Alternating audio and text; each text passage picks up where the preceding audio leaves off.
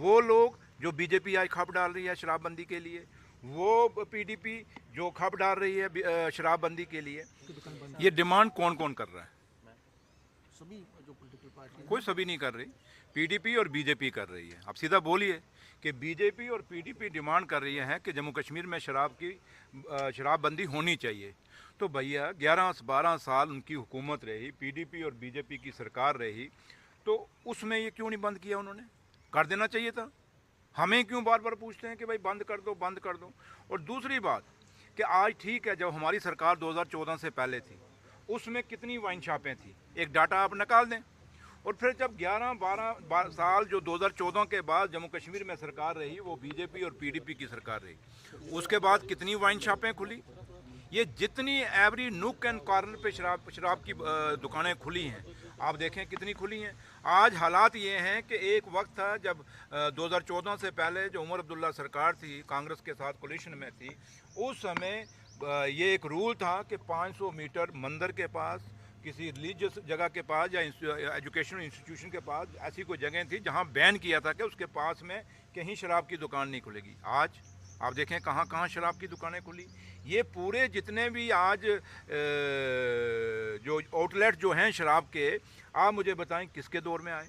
वो लोग जो बीजेपी आज खप डाल रही है शराबबंदी के लिए, वो पीडीपी जो खप डाल रही है शराबबंदी के लिए। इसलिए आज मुझे लगता है कि ये जो बात उछाली जा रही है, ये वो लोग जो बार बार ये कह रहे हैं शराब को बंद किया जाए, शराब को बैन किया जाए, और जिन जिन स्टेटों में बैन हुई, क्या वहाँ कालाबाजारी कितनी हुई? कितनी का आज क्या उन स्टेटों में लोग शराब नहीं पी रहे क्या? लेकिन फ़र्क इतना है कि वो एक कालाबाजारी से के थ्रू पी रहे हैं। बाहर से ब्लैक मार्केटिंग बड़ी ज़्यादा बढ़ गई शराब की।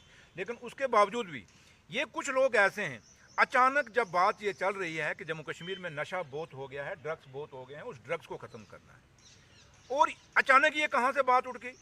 जैसे ही ये बात चली कि जम्मू कश्मीर को नशा मुक्त करना है, ड्रग्स मुक्त करना है, तो नशा क्या है?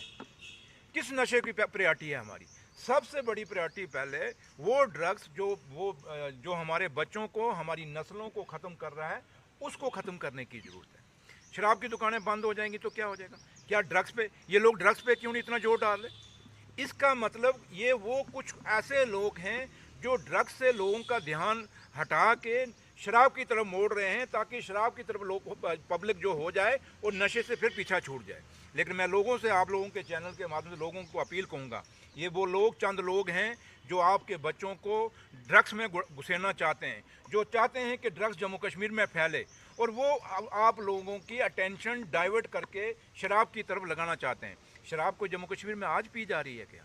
लेकिन जो हालत आज हमारे बच्चों की है, जो नहीं, मैं कह रहा हूँ, जो नहीं, बैन की बात नहीं, आज की डेट में आपको प्रायोरिटी तय करनी पड़ेगी कि पहले ड्रग्स बंद करना है या शराब बंद करनी है। इसलिए नशा किसी के रूप में भी हो, अगर दोनों बंद करें, सुनिए, मैंने कहा नशा किसी भी रूप में हो, चाहे वो ड्रग्स के रूप में है, चाहे वो शराब में है, वो बुरा है।